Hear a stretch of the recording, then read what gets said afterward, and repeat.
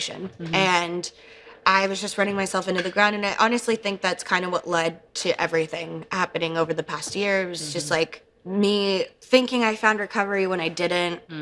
And then living this kind of lie and trying to tell the world I was happy with myself when I really wasn't. Right. And when I realized I wasn't happy doing that stuff, I made a choice going into this next album. Like, all right, when I present this, I'm not going to worry about what I look like. You know, I'm not going to worry about trying to look a certain way or fit a certain mold or whatever. Like, that's just not who I am. Someone needs to stand up for people that don't naturally look that way. Like, I had to work my ass off every day in the gym 6 days a week to like maintain that figure. And it's just like, that led me only one way. And I don't want to go down that path again. So I'm not willing to like destroy my mental health to look a certain way anymore. Well, bravo to you for figuring that out, because I think that a lot of people, when they are going through some kind of recovery, they just find the next thing to dive into. Yeah. And you found it and you acknowledged it. When you don't have people that like know the signs around you, like I think what I really needed was someone to come in saying like, hey, I think you might want to take a look at how much you're working out, or like maybe 3 times a day is excessive for working out. You know, wow, 3 times a there day. were times where I like lived at the gym and I would take business meetings at the gym on my breaks from my workout. And I'd be like I'd be gross, but you know, at least I didn't have to leave and shower and and then you could just go right back into another workout. I'd eat a meal, go work out, eat a meal, go work out. And it was just like, that's not happiness to me. That's not freedom. And that's not everything that I've worked for and that I preach to people. So why live that life if it's a lie, you know? So I just decided not to live that lie anymore. I love that. Thanks. I just decided to not live that lie anymore. Yeah. Here she is. Yeah. It is a commitment to be in the public eye. Like, here we are. It's like we're constantly being judged because of social media. You have this incredible platform of young girls who are constantly looking up to you. It's a lot of pressure.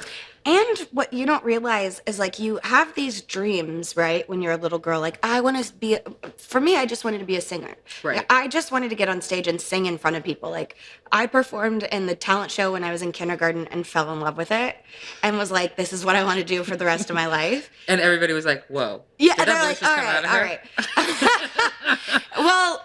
Or no.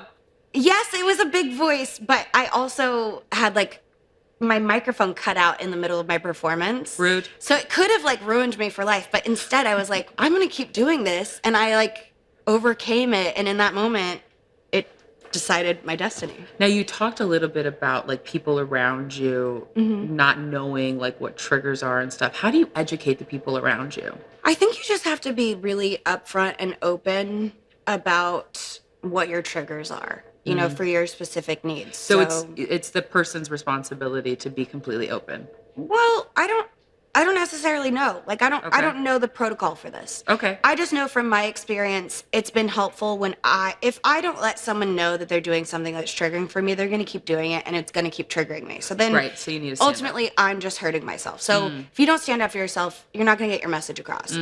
So I think that's why so many people these days are speaking up about what triggers them or what they're sensitive to. And it might seem like we live in the day and age where everything is triggering to somebody about something. Right. And yes, that can be overwhelming at times too. But if you just kind of take a second and think, okay, well, why is this person triggered? Maybe just like be a little sensitive to what they're going through, have a little empathy.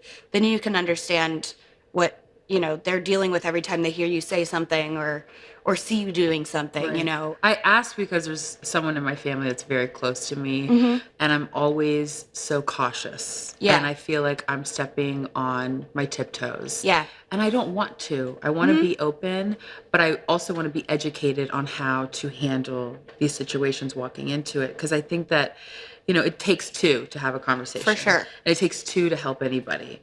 So that's where I'm coming from when I'm asking, like, you know, what is it and how does the one on the other side who isn't going through the recovery, how do they support the one who is? I think just being open to feedback is really important. And also, maybe the more time you spend with that person, the easier it gets. That's so, true. You know, if you're around somebody all the time that's triggering to you,